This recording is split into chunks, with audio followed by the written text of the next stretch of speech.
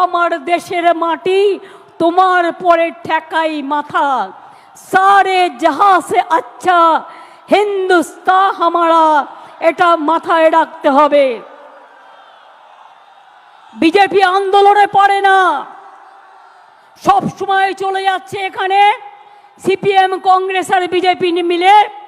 আমার কাছে 10 লক্ষ গভর্নমেন্ট চাকরি রেডি আছে, একটা কাজ করতে যাচ্ছি তো কোর্টে গিয়ে পিল খাচ্ছে, আর পিল খেয়ে বন্ধ করে দিচ্ছে।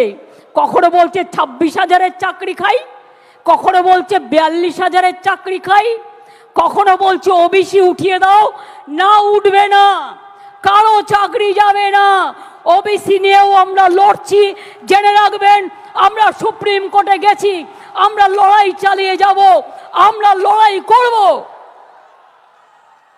2 কোটির ওপর মানুষকে ওবিসি সার্টিফিকেট আমরা দিয়েছি, তারা আজকে নিজে পায়ে দাঁড়িয়েছে।